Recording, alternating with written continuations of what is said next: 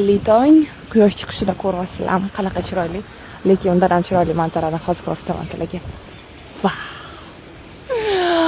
Men keldim va nihoyat restavratsiyadan chiqqandan keyin kelmagandim.